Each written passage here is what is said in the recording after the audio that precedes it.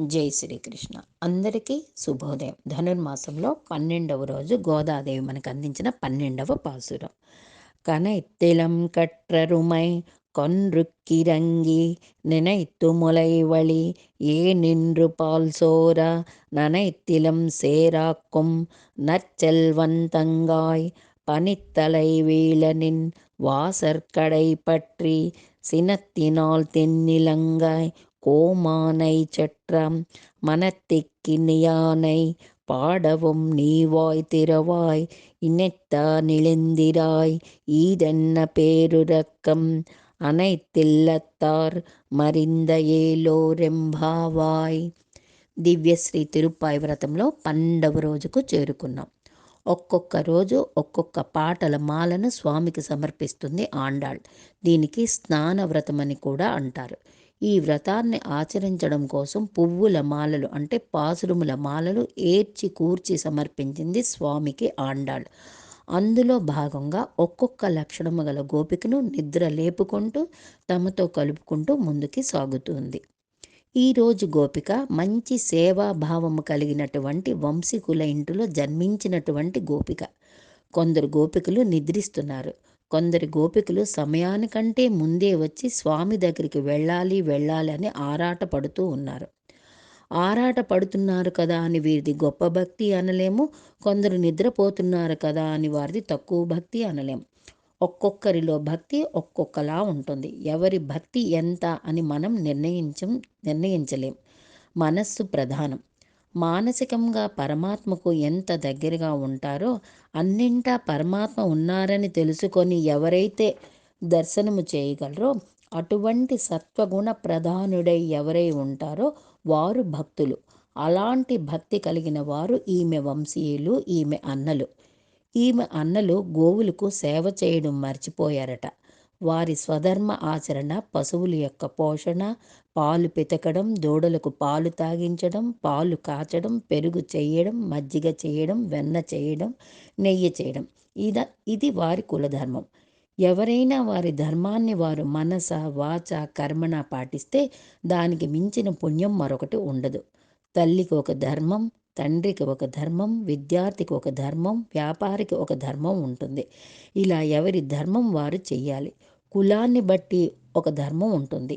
ఈ గోపికల అన్నలు తమ ధర్మాన్ని మర్చిపోయి కృష్ణుని ధ్యాసలో ఉండిపోయారట.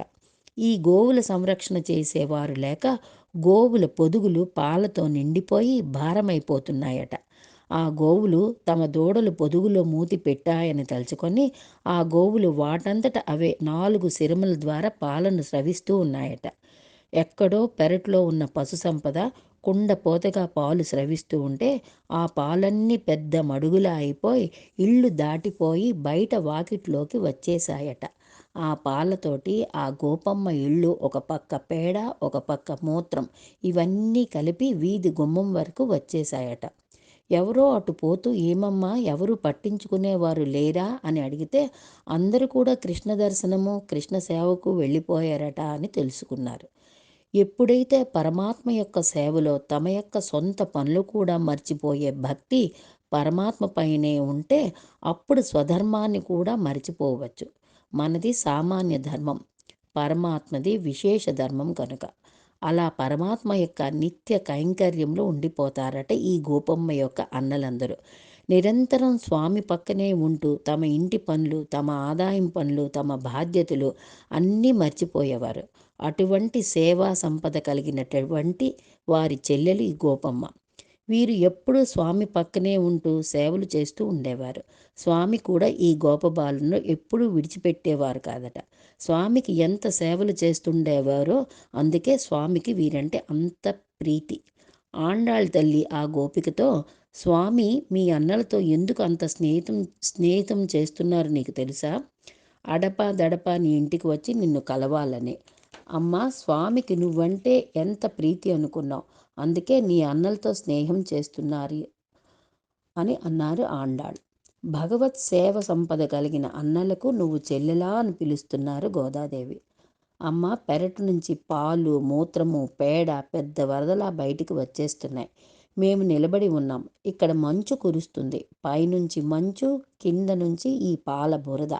మా కాళ్ళు జారిపోతున్నాయి. అందుకే మీ ఇంటి పైనున్న చూరుని గట్టిగా పట్టుకొని ఒకరికి ఒకరు ఆసరాగా నిలబడి ఉన్నాం అంటున్నారు ఆండాళ్ గోష్ఠి.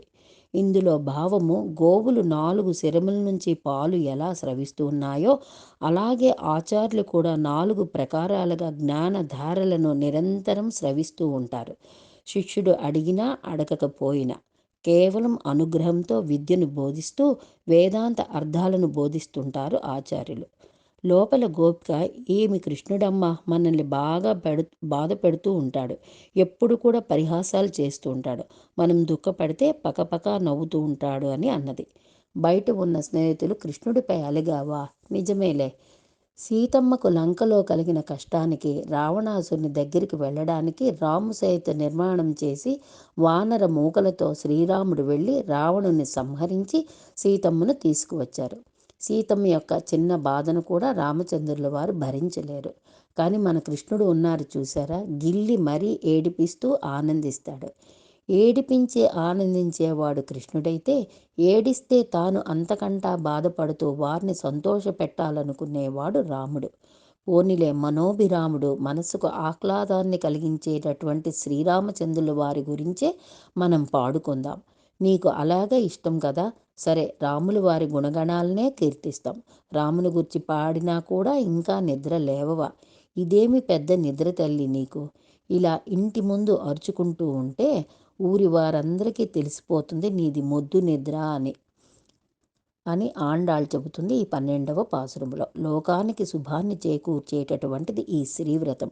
ఆండాళ్ తిరువడిగళే శరణం.